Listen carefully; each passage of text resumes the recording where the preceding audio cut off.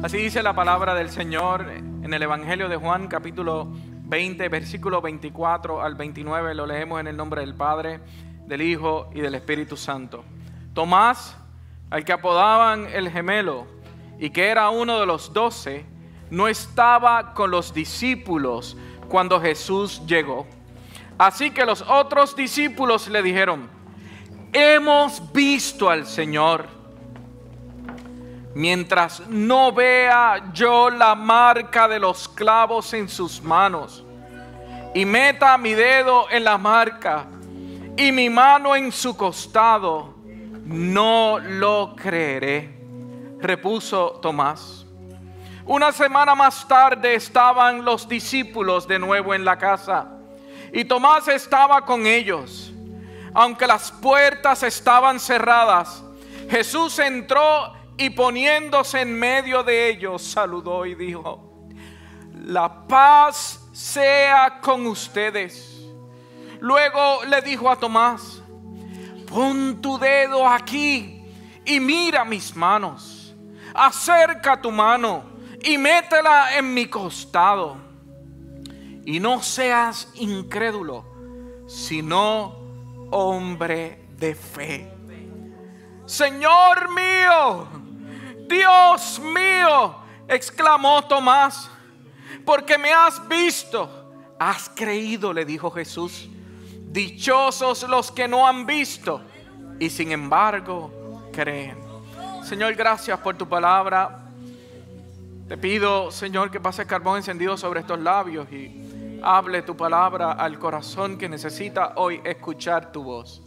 En el nombre de tu Hijo Jesús. Amén y amén. Pueden sentarse, mis queridos hermanos. Verdaderamente que ha sido una semana gloriosa, ha sido una semana hermosísima. Hemos pasado un tiempo bellísimo. El viernes, cuando culminamos todo y regresamos al lugar donde nos tenían un almuerzo riquísimo, buenísimo, la pasé muy bien. Mi hija, al frente de todas las visitas, me dijo: papi, todos somos Judas.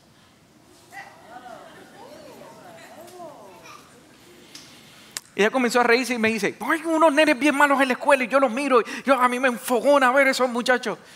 Y yo, ok. En algún lugar de este templo ella está sentada, no la diviso ahora en este momento, pero ella me dijo: quiero escucharte hoy. Y le dije: querida hija, hoy tengo que decirte, todos somos Tomás. Todos somos Tomás. Dígame si es cierto o no que uno de los principios fundamentales del ser humano, que se sabe, personas como yo que no me sé ningún refrán, este sí me lo sé: ver para creer. Si yo no veo y me comprueba, es muy difícil que yo pueda creer. Y por eso cuando la gente vende algún artículo, hay una presentación donde en ella, ¿qué hacen? Te comprueban qué bueno es, te crean una necesidad, ¿por qué debes tenerlo? Nosotros los seres humanos aquí, cuando estamos desarrollando nuestra fe, muchos o todos de nosotros decimos: yo tengo que ver para creer y entender que verdaderamente Cristo es el Señor. Nosotros que nos llamamos cristianos, creyentes, discípulos, necesitamos ver milagros, cambios, transformaciones, algo que tenga lógica para yo poder digerirlo y entenderlo. Pero tengo que decirle algo en esta tarde. La fe va más allá de la lógica y de los procesos y de las evidencias. El creer simplemente es depositar nuestro corazón en la fe en Jesucristo. Tomás, uno de los verdaderos seguidores de Jesús. Uno que no lo traicionó ni huyó, sino que siempre estuvo con él. Amaba tanto y tanto al Maestro, que cuando llegó el momento de la crucifixión y resurrección, había recibido un golpe interno severo en su corazón. Él vio una traición en el Señor cuando fue procesado criminalmente, azotado, cuando fue muerto y sepultado. Fue tanto el dolor de Tomás que él no pudo recuperarse de inmediato de aquel evento tan fuerte. Y Tomás tuvo grandes dudas de lo que Dios estaba haciendo en Cristo Jesús. Mire, hermano, no nos llamemos engaño. Todos nosotros somos propensos a caer en confusión, en duda. Todos somos propensos a no creer, no porque no seamos inconversos, ni porque seamos falsos cristianos, sino simplemente debido a nuestra debilidad natural, podemos tener grandes dudas de eventos o de situaciones. Muchas veces nos enfrentamos a situaciones que cuando las vemos y tratamos de interpretarlas, nos quedamos ahí, ¿creo o no creo? Duda, tengo una duda. Se pregunta en el corazón cada uno de nosotros. Mire, hace muchos años atrás, en el 1800, a finales del 1800, Lewis Wallace, un autor famoso, comenzó a escribir un libro porque él creía y estaba muy seguro que era un fraude la resurrección de Jesucristo. Y él comenzó a escribir en su libro para probar que Jesucristo no había resucitado. Y cuando comenzó a hacer las investigaciones, al final tuvo que reconocer que Jesucristo era el Señor. Su libro, que era una crítica hacia los cristianos, se convirtió en un libro muy evangelístico, al cual en los 1970, 60, no recuerdo muy bien ahora, se convirtió en una película este libro, Ben-Hur. No sé si lo dije bien, pero usted lo busca. 15 millones de dólares dio Hollywood para que esta película se hiciera. La mayor cantidad de dinero en esa época que se dio para que se pudiera producir este libro en una realidad. Dicen algunos que hay más pruebas de que Jesucristo existió y resucitó de que Julio César vivió en esta tierra. Imagínense, el que busca encuentra. Mira ese otro refrán, no lo sabía. Wow, llevo 2. Todavía no he entendido lo de la mecha y el pero yo creo que nunca voy a entender de dónde saqué eso. Cuando leemos este texto bíblico, lo primero que nos dice en ese versículo 24 es que Judas estaba ausente. Judas no estuvo ese primer domingo. Él se ausentó de la reunión. Él se ausentó del culto. Y es un peligro bien grande cuando nosotros nos ausentamos del culto. Porque en esa reunión Dios habla constantemente y cuando no estamos presentes en el culto, dejamos pasar una enseñanza del Señor muy importante. Se puede analizar muchísimo por qué Judas se ausentó de ese culto. ¿Por qué no estuvo presente? Bueno, podría ser justo. Porque cuando nosotros evaluamos la vida de Tomás, nos encontramos que era una persona muy negativa. Se preocupaba por todo, era intranquilo, tenía una gran ansiedad en su corazón y siempre se anticipaba a lo peor, el pesimismo. Siempre, yo no sé si usted tiene a alguien alrededor de usted que usted, voy a ir a jugar baloncesto, cuidado que no te caigas, si te caes te vas a romper la cabeza, si te caes, tú no tienes edad para eso. Mami, voy a ir a correr bicicleta, voy con los muchachos para el monte. Ve, muchacho, tú no ves que ya tú has entrado en edad. Es que mami estuvo en el primer culto, lo puedo decir ahora. Si te cae, ¿qué tú te crees? Imagínate, te puede suceder algo. Siempre estaba anticipando lo peor. Siempre estaba la duda en su corazón. En este relato de Juan, notamos que Tomás tenía tendencia de solo mirar a los lugares más oscuros de la vida. Y allí lo llevó a que esta duda creciera lo más grande en su corazón y lo dominara por completo. Cuando buscamos en los relatos bíblicos y en los evangelios sinópticos, en realidad se menciona a Tomás una sola vez. Juan es el único que hace 3 menciones de Tomás y quisiera que lo pudiéramos evaluar en un momento.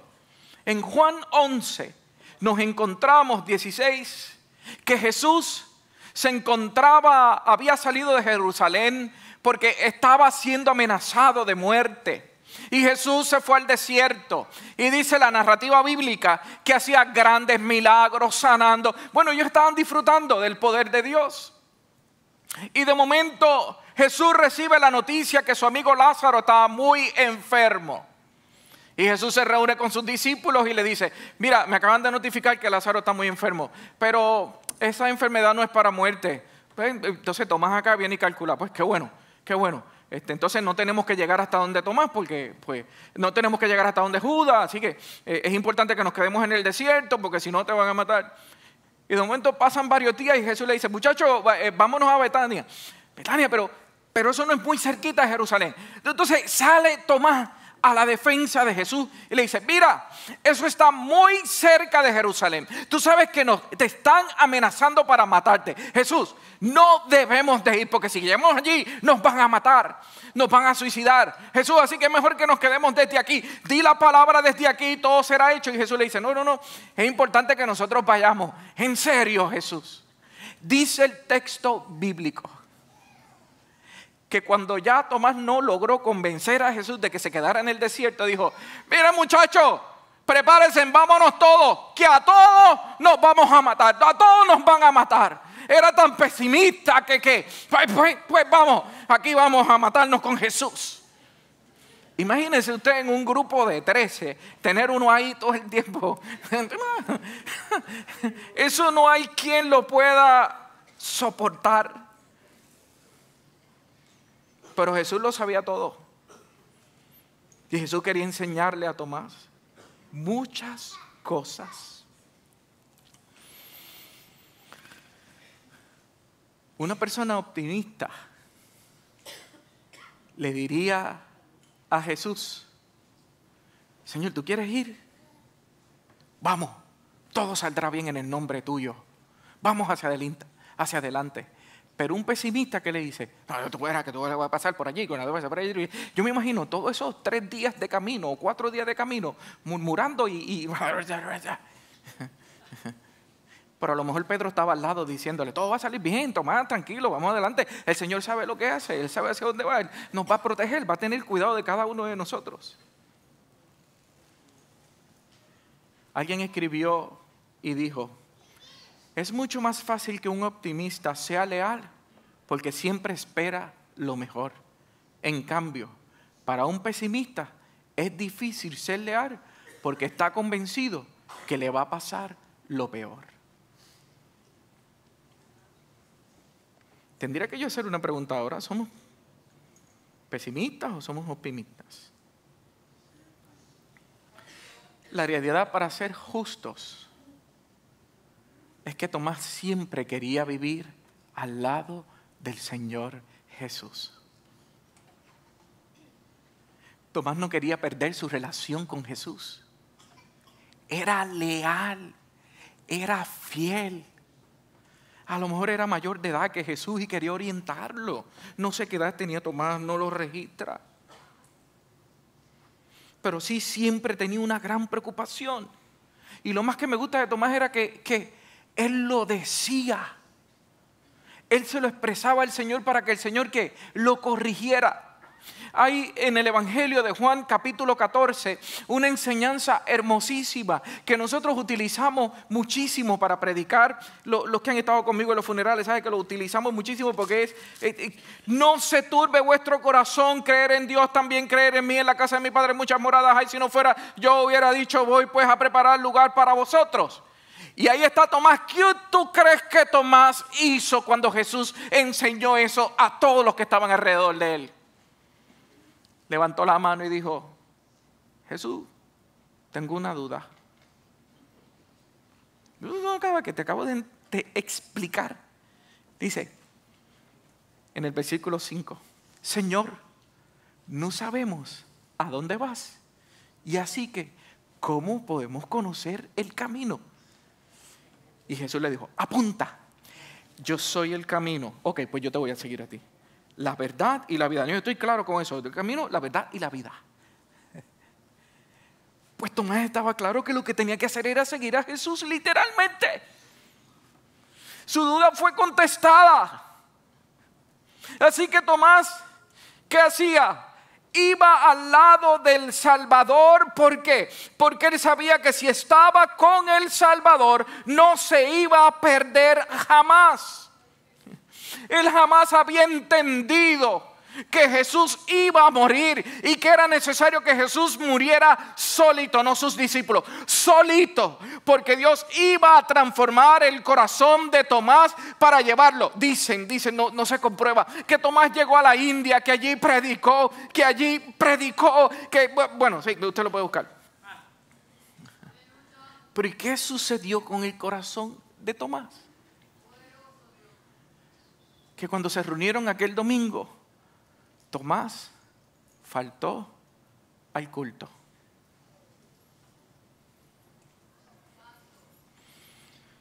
Tomás se fue a Galilea,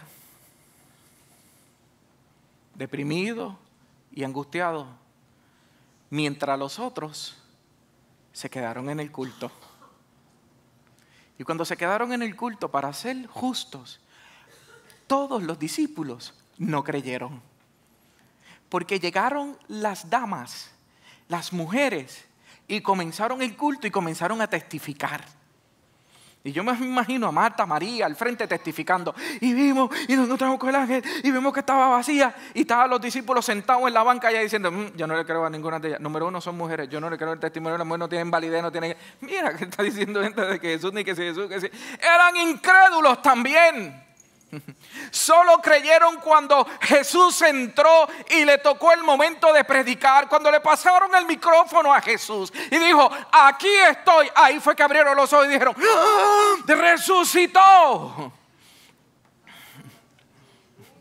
Ellos tampoco creyeron.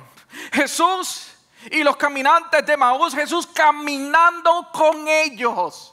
Mientras caminaba con ellos, ellos no entendían, no creían. Nadie creía sobre el poder sobrenatural de lo que Dios puede hacer. Cuando llega la tristeza a nuestros corazones, Juan 16, 22 dice: lo mismo le pasa a ustedes. Ahora están tristes. La tristeza obstruye la fe. La melancolía, la confusión. Mientras caminaba con ellos y los escuchaba hablar y los miraba, le decía: aquí estoy, hola, aquí estoy. No fue hasta que llegaron a la casa y llegó el partimiento del pan, dice que entonces pudieron entender y creer. ¿Por qué hago referencia en esto? Porque somos muy injustos con Tomás. Cuando todos, en algún momento de la vida, nos convertimos en Tomás. ¿Cuál es la diferencia? La diferencia fue que los discípulos al tercer día pudieron tener el testimonio y ver y palpar. Tomás faltó al culto y se fue a la soledad a entrar en angustia. A los discípulos le tomó 3 días. A Tomás le suma esos 3 días más 8, porque la semana después es que Tomás tiene un encuentro con el Señor. Mire, el comité de seguimiento, los ancianos y los diáconos de esa época eran muy efectivos. Porque lograron encontrarse con Tomás. No sé si le mandaron un Twitter, no sé si le mandaron un email o un texto. Mira, Tomás, ¿dónde te encuentras? Mañana hay culto. No faltes al culto, es importante que venga. Jesucristo ha resucitado. Ay, por favor. Mira, Tomás, ven. El Señor quiere encontrarse contigo. Ay, por favor. Ustedes no vieron cómo lo mataron. Ustedes no vieron cómo está allí muerto. Tomás, mañana hay culto, no falte. Yo no sé si la guagua de la iglesia fue a recogerlo a Galilea y lo llevó hasta Jerusalén. Y allí medio obligado. Tomás se sentó en el banco de atrás. Y comenzaron, ahora no testificaban solamente las damas, sino que los discípulos testificaban. Y Tomás estaba en el último banco. Yo no voy a ofrendar, yo no voy a hacer nada. Que tú no me tienes aquí metido. Mira que Jesucristo resucitó, que él esto, lo otro. Mira, yo me imagino que en medio del culto se levantó y dijo: si yo no lo veo, si yo no meto mi dedo, yo no voy a creer. Había pasado tanto tiempo de sufrimiento que se le hizo imposible creer en el testimonio de sus amigos, de sus hermanos, de su familia. Pero el Señor sabía el dolor del corazón de Tomás. La diferencia entre un discípulo y Tomás es que entre más tiempo nos alejamos del Señor, más duro se pone nuestro corazón, más sufrimos, más tiempo perdemos la esperanza, la incredulidad toma control de nuestro corazón. Pero allí llegó Jesús. Dice la palabra del Señor que las ventanas estaban cerradas, que las puertas estaban cerradas. Allí no había manera de que alguien entrara. Y mientras aquel culto de oración estaba medio revolucionado, porque no había manera, yo me imagino que era ayuno y oración y tratando de sacarle el demonio de la incredulidad de aquel hombre. Jesús entra. Y cuando Jesús entra, dice: paz sean a vosotros. Yo me imagino que Tomás tiene que haber dado un brinco en el banco de atrás. Si yo soy Tomás, yo doy un brinco que caigo en el altar de rodillas. Ay, Cristo, aquí viene a regañarme. Aquí viene, y ahí viene el regaño. Se mira donde Tomás le dice: mi hijo, aquí están mis heridas. Mete la mano. Yo me imagino a los demás discípulos diciendo: ¿hiciste volver a Jesús aquí cuando nosotros te lo estábamos diciendo? ¿Tú no crees que Jesús quiere estar a la diestra del Padre allí, súper chévere, allá arriba en el trono, a la diestra del Padre disfrutando? Pero tú haces que se tarde en irse porque tú eres tan incrédulo. No. Jesús dijo en su parábola: y aquellos que tienen 100 ovejas y perdiendo una, no deja las 99 aseguraditas y se va a buscar la que está herida y dolida. Jesús no podía regresar al reino de los cielos hasta que se encontrara con ese discípulo leal. Dijo: este se ha ido por el barranco, a lo mejor una de sus piernas se ha roto. Yo tengo que encontrarme con esta oveja, yo la tengo que traer al redil, yo la tengo que sanar, yo la tengo que transformar. Y lo más que me apasiona de Jesús, ¿sabe qué? Que Jesús nunca lo avergonzó. Lo hizo con amor y por amor,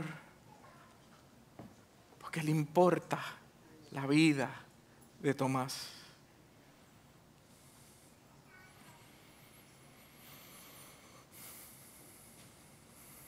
Tomás no se registra si puso el dedo dentro de la herida o no lo puso. Yo creo que con tan solo escuchar la voz del Señor, su corazón comenzó a confesar a Jesús. Y dijo: Señor mío y Dios mío. En un instante, la incredulidad salió de su corazón.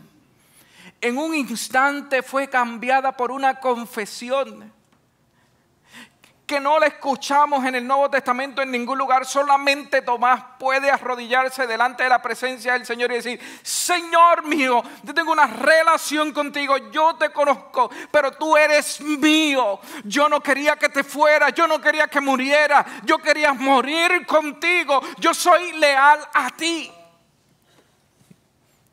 En esa oración Tomás lo que estaba diciendo es: te he encontrado, maestro mío, Señor mío y Dios mío. Él se estaba humillando delante de la presencia del Señor. Yo me imagino ahí pensando, diciendo: ¿cómo pude dudar? Ahora entiendo, yo soy el camino, la verdad y la vida. Voy a la casa de mi padre, voy a preparar el camino. Yo me imagino que Juan 14 le vino rápido a su mente y lo pudo entender. ¿A dónde me he ido? ¿En qué he estado pensando en todo este momento que ha ocupado, que ha nublado mi mente? El Espíritu de Dios comenzó a ¿qué? A restaurar, a renovar. Y Jesús da una gran enseñanza universal. ¿Cómo nosotros podemos aplicarnos a esta enseñanza? Me gustaría terminar este sermón haciéndole varias preguntas. Y que usted vaya reflexionando en este momento.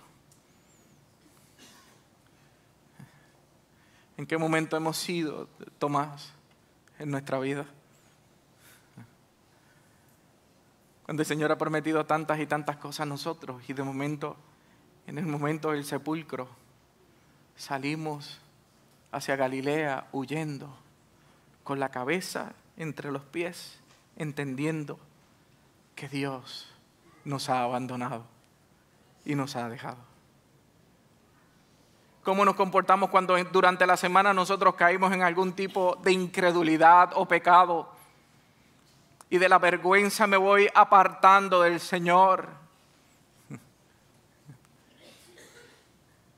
Jesús decía en Lucas 18, versículo 8, y confrontaba a la humanidad entera y le decía: cuando yo vuelva, ¿encontrará el Hijo del Hombre fe en la tierra? ¿Podrá encontrarla? Porque la incredulidad paraliza el corazón, paraliza los propósitos de Dios.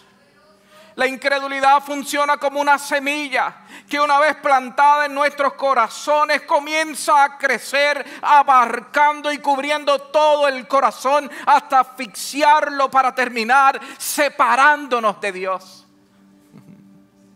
El pesimismo de Tomás lo llevó a irse, huir. Y todos sus pensamientos, una persona que se entregó por completo toda su vida, todo lo dejó por el Señor. Y de momento se encuentra en un cuarto oscuro pensando que todo se había acabado. La incredulidad cierra nuestros oídos a Dios. Aun cuando Él no está hablando claramente, no le podemos escuchar. Hermano, como mismo Jesús hizo con los caminantes de Emaús, que caminó con ellos y estuvo con ellos, así también lo hizo con Tomás. Yo me imagino la presencia de Dios caminando junto con Tomás hacia Galilea, viendo el sufrimiento de su corazón, viendo el dolor de su corazón. Y allí diciéndole: Tomás, acuérdate, Juan 14, acuérdate, te dije que iba a morir, pero al tercer día voy a resucitar. Pero la incredulidad no le permitió poder escuchar la voz de Dios. Yo voy contigo en el camino, yo no te voy a dejar, aquí estoy, mírame las marcas que tengo porque te amo a ti.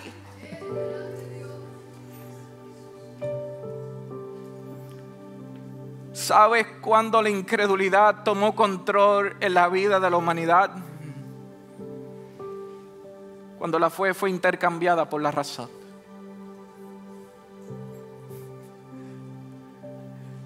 En estos días murió uno de los científicos más importantes.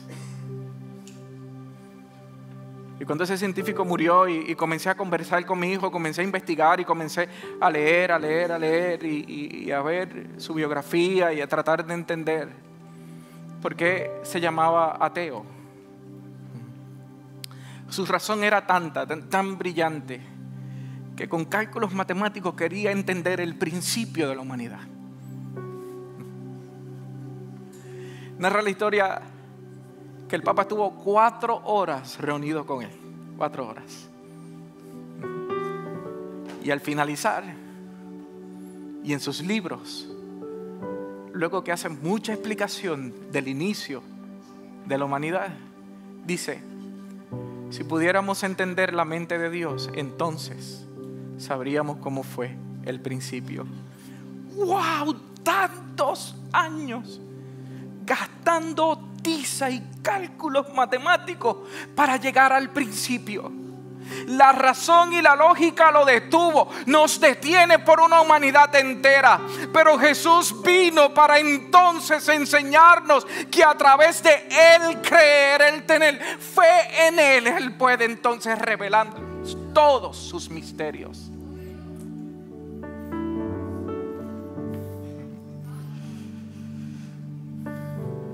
La incredulidad nos aparta de los milagros. Cierra nuestros ojos a la realidad. Te pone en contra de la verdad. Y te aparta de Dios y de su voluntad. En algún momento todos fuimos Tomás. Pero en el momento que nosotros decidimos confiar en Jesús, hay un camino que nos lleva entonces a ser creyentes. Jeremías decía: bendito el varón que confía en Jehová y cuya confianza es Jehová, porque será como el árbol plantado junto a las aguas, que junto a las corrientes echará sus raíces y no verá cuando viene el calor, sino que su hoja estará verde en el año de sequía y no se fatigará ni dejará de dar fruto. Engañoso es el corazón más que todas las cosas y perverso, ¿quién lo conocerá? Jehová escudriñó la mente, prueba el corazón, para dar a cada uno de nosotros según su camino, según el fruto de sus obras. Si crees en el Señor, si esperas en el Señor, cuando lleguen los momentos de crucifixión, cuando lleguen los momentos oscuros, serás como un árbol plantado, donde esa raíz llegará bien profunda a la misma presencia del Señor, y donde habrá un río que dará los nutrientes que necesitas para seguir en vida, para que sigas en vida. Aunque nuestros ojos vean lo imposible, en el corazón habrá un Espíritu de Dios que dice: yo voy por encima de lo imposible. Señores, que han pasado 3 días de la muerte. Para los judíos era importante. No se habían muerto bien los primeros 2 días, pero ya el tercero, para el cuarto, no había manera que alguien reviviera, resucitara. Pero Jesucristo, al tercer día, Dios lo levantó de entre los muertos. Dios lo levantó entre los muertos y hoy es una realidad entre nosotros. La fe produce frutos en nuestras vidas. Creer en las promesas de Dios no es algo muerto, sino al contrario, algo que produce vida. Si la vida te ha dado tan duro que se te ha hecho muy difícil entonces creer, te digo, 1 de Timoteo, pelea la buena batalla de la fe. Aunque te hayan quitado lo más que tú aprecias, lo que tú pensabas que te iba a dar el futuro, aunque tú pienses que se acabó, usted vaya de rodillas y crea y pelee la buena batalla del Señor en la fe. Échele mano a la vida eterna, la cual fuiste llamado a la vida eterna, a la vida con Jesucristo. Permita que su corazón resucite con Jesucristo. Pastor, ¿cómo entiendo? Es difícil. Usted no ha pasado por esto. Yo no he pasado por eso. Pero Él sí ha pasado por eso. Pero mi Jesús sí pasó por todo. Y todo lo venció. Y mira lo que te dice el Señor en esta tarde. Te haré entender y te enseñaré el camino que debes andar. Ya está. Tú vas a hacer como hiciste con los caminantes de Emaús conmigo. Tú vas a hacer como hiciste con Tomás conmigo. Lo vas a hacer conmigo. Sí, yo te voy a ir enseñando. Yo te puedo dar todas las pruebas que tú necesitas para que tu fe no caiga. Yo estoy aquí deseoso, con amor. Yo no te voy a acusar por los fallos, por cuando caíste. Yo no te voy a acusar, no, al contrario. En cada momento de debilidad yo estaré ahí con mis marcas y te diré: aquí estoy. Aquí estoy.